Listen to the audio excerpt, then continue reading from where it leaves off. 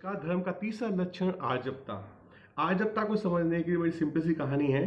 यदि मैं बोलूं इसको आप जमीन पर ढड़काइए या इसको जमीन पर ढड़काइए, क्या धड़कना ज्यादा आसान होगा?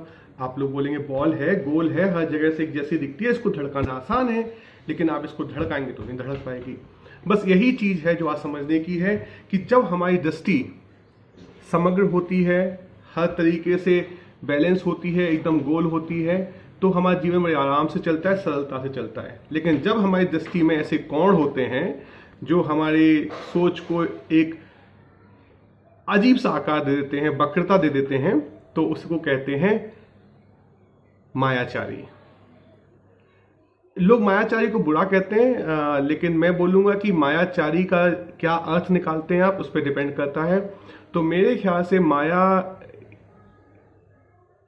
बहुत जरूरी है, और माया इसलिए जरूरी है क्योंकि यही माया कभी सरस्वती बनती है, कभी लक्ष्मी बनती है, कभी पार्वती बनती है, कभी गायत्री बनती है, कभी दुर्गा बनती है, कभी काली बनती है।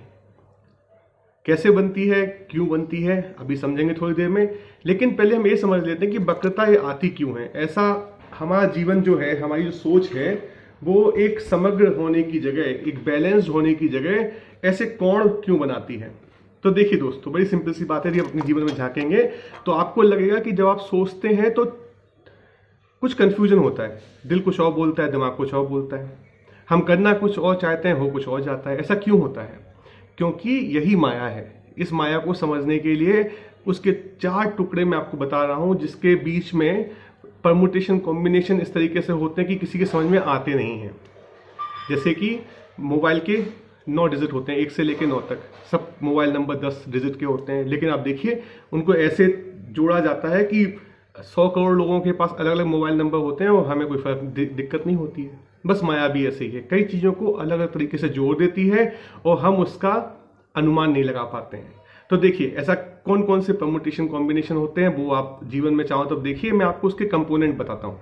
जैसे हमारे मन का एक हिस्सा ये बोलता है कि मुझे भूतकाल की कुछ गलतियों के लिए अपने आप को समझाना है और भविष्य को सुंदर बनाना है। तो एक मन का हिस्सा भूत और भविष्य की चिंता करता है। इसे आप भूत मान लीजिए, इसको भविष्य मान लीजिए। तो एक मन का हिस्सा भूत और भविष्य की चिंता करता है, उसे मैं मन बोल देता हूं।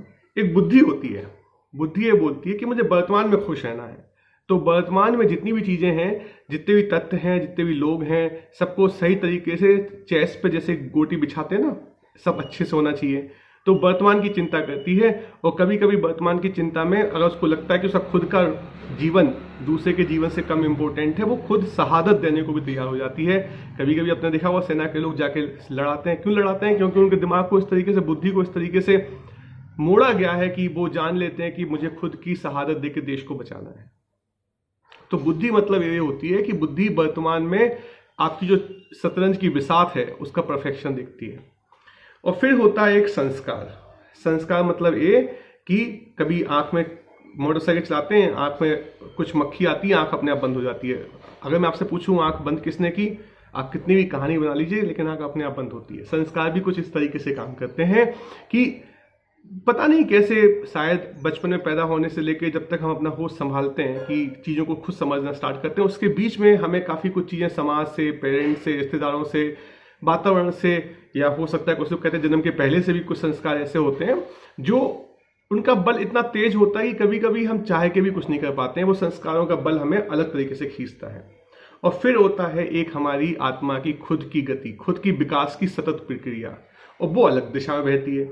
अब देखिए, यदि कोई भी डिसीजन लेना हो, मन अपना खुद का भविष्य भूत देखता है, स्वयं का अकेले का, बुद्धि सबका देखती है, संस्कार का अपना अलग बल है, अंदर जो हमारा एवोल्यूशन हो रहा है बुद्धि का, विकास का, उसका अलग प्रमाण है। और ये चारों फोर्सेस हमें अलग अलग दिशा में अपने आप को खींचती हैं, और इसलिए कंफ्यूजन हो जाता है। अब इस कंफ्यूजन से दिक्कत क्या होती है वो समझते हैं।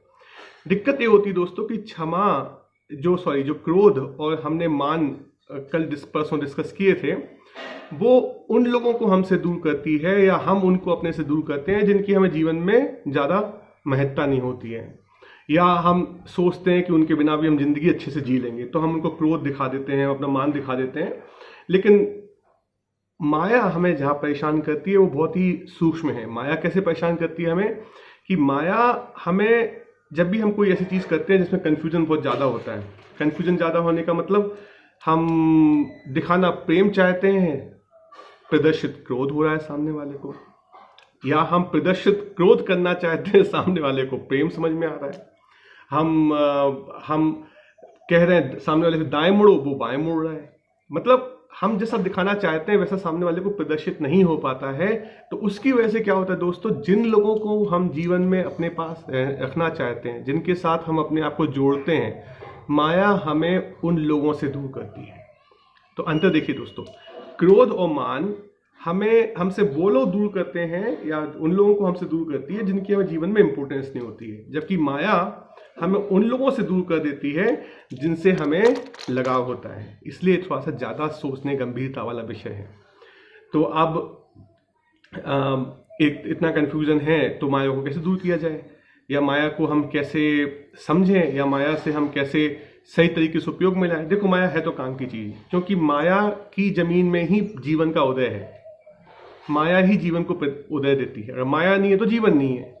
और तो माया की जो जमीन है उसमें आप अच्छी खेती करें, अच्छी फसल उगाएं, आपको पौष्टिक आहार मिले, जिससे आप लोभ का जब दरवाजा आपके सामने आएगा, आप तो विकास की सतत प्रक्रिया में हो ना, क्रोध कम कर दिया, मान हटा दिया, अब माया की जो जमीन है वहां से बल तो लेना पड़ेगा ना। तो माया वो पेट्रोल पंप की तरह भी काम कर सकती है, जो आपको फ्यूल दे कि आप लोभ की डिस्टेंस को भी क्रॉस करके एकदम जहां पहुंचना चाहते हो वहां पहुंच जाओ, या माया आपको फंसा भी सकती है। तो माया को कैसे हम पार पाएं, तो देखिए दोस्तों, मैं कभी आप जीवन में रिफ्लेक्ट करोगे कि ऐसा कब होता है, अगर किसी चीज को समझना चाहते हैं तो ऐसा कब होता है कि जब किसी चीज को समझना चाहते हैं। मान लीजिए कि एक एग्जाम्पल लेते हैं, हम मूवी देख रहे हैं, कोई सीन एकदम से निकल गया और हमें तो अरे स्लो मोशन में देखना चाहिए, क्या हुआ, सलमान खान ने कैसे मारा, या एक्सीडेंट कैसे हुआ। तो हम स्लो मोशन में, आपको मूवी में जब आपको फोकस कराना होता है तो या तो मूवी में खुद ही स्लो मोशन में वो चीज़ हो जाती है, या आप रुक रुक के देखते हैं, उसको पॉज कर करके देखते हैं, वीडियो को रोक रोक के देखते हैं। ये तो हो गया कि कोई चीज़ जल्दी हो गई, आप उसको धीरे धीरे देख के समझना चाहते हैं। और या कोई चीज़ धीरे धीरे हो रही है और आपको उसमें समझ में नहीं आ रहा है क्या हो रहा है, लेकिन जब आपको फास्ट फॉरवर्ड करके चीज़ें दिखाते हैं, जैसे कि बादल का चलना या फूल का निकलना, आजकल से कैमरे देखे होंगे जो आपको फूल खुलते हुए दिखाते हैं, मतलब जो फूल 10 दिन में खुल रहा है वो आपको कैमरे की वजह से 2 मिनट के अंदर खोलते हैं, उसको देख के मैं आश्चर्य होता है। तो ऐसे जीवन में जब भी कोई पल आए जब आपको एकदम आश्चर्यचकित हो जाओ, मुदित हो जाओ, आपका दिमाग काम करना बंद कर दे, आपको लगे कि अरे कुछ तो ऐसा है जो हमारी पकड़ से बाहर है, जब भी आपको ऐसी मुदिता का अनुभव हो, वो आपका बीज है माया को सही तरीके से समझने का, माया से पार पाने का।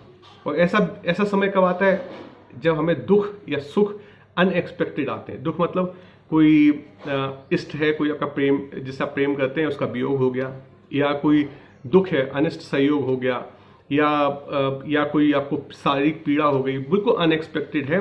वो समय आपको शायद आपके अंदर की कोई एक शक्ति है जो आपको मैसेज दे रही है कि ये ठहरने का समय है। दुख है तो ठहर के सोचिए, स्लो मोशन में देखिए। वही एग्जाम्पल, जल्दी जल्दी काम हो रहा है, आप स्लो मोशन में रुक रुक के देख रहे हैं। और यदि सुख है तो थोड़ा सा बढ़ा के देखिए, क्योंकि सुख में हम थम जाते हैं, हम आगे का नहीं देख पाते हैं बहुत उस तरीके से। तो आप सुख का समय है, उसमें आप उपयोग कीजिए कि सुख को, समय को थोड़ा सा चिंतन करके ऊपर देखिए कि सुख में कहीं दुख का बीज तो नहीं है।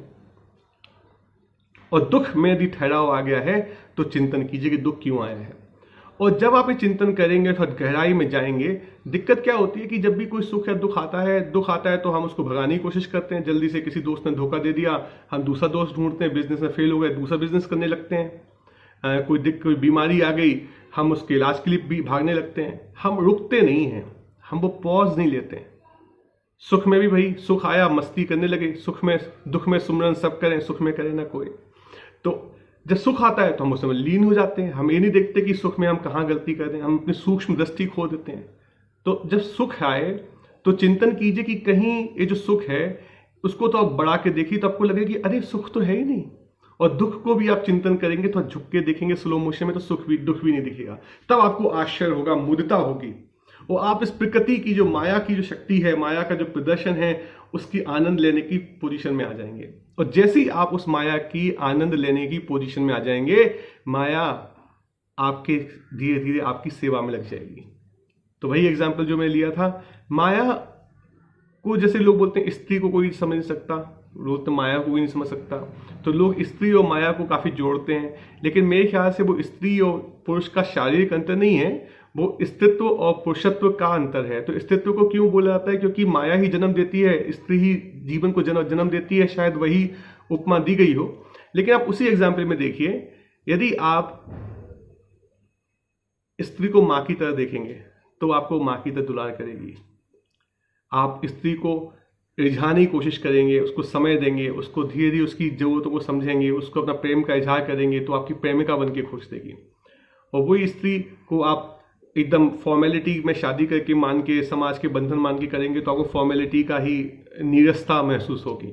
और वही आप स्त्री का मद में आके बलात्कार करके अपने कब्जे में करने की कोशिश करेंगे, तो उसके अंजाम गलत होते हैं। इसी तरीके से माया है, संसार है। संसार को आप सेवा करेंगे माँ समझ के, तो वो आपको माँ की तरह दुलार करेगी। इस संसार की, दुनिया की यदि आप धीरे धीरे समझ के, रिझा के, समय दे के उस अप्रोच से देखेंगे, तो प्रेमिका बन के आपको प्रेम का अनुभव देगी। और वही आप उसको फॉर्मेलिटी मानेंगे, इसको ये मानेंगे कि भगवान ने भेज दिया और हमें पता नहीं क्यों भेजा है, तो वही फॉर्मेलिटी में, नीरसता में आपका जीवन चला जाएगा। और वही आपने प्रकृति को, संसार को अपने मद में आके कब्जा करने की कोशिश की, बलात्कार करने की कोशिश की, तो वही प्रकृति आपको दुर्काली बन के आपका विनाश भी कर देगी। फिर आपका बुद्धि ऐसी हो जाती है कि आपका मन, बुद्धि, संस्कार और आपका जीवन सब ऐसे आपको जकड़ लेते हैं कि आपका विनाश के अलावा कोई संभावना नहीं होती, आपकी चेतना कम होती जाती है। क्यों? क्योंकि ये भी आजबता है, जब आपकी गति खराब होनी होती है तो हर फोर्स आपको चारों तरफ से लपेटती है और आपका विनाश कर देती है। और वही जब आप इसको समझ के इसकी सेवा करते हैं माँ की तरह या प्रेमिका की तरह इसको रिझाते हैं, तो ये आपको एकदम फैलाती है, आपकी चेतना को फैलाती है। और चेतना फैलने से सुख का अनुभव होता है, आपको जीवन समझ में आता है और एक्साइटिंग होता है।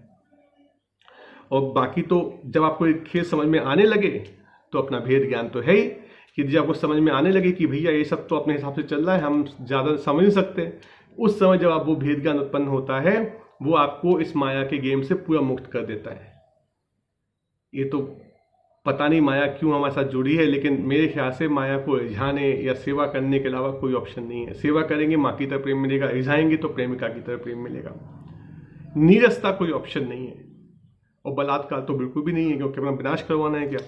तो बस सेवा कीजिए, रिझाइए, माँ या प्रेमिका की तरह। संसार, प्रकृति आपका साथ देगी, आपको खुश रखेगी।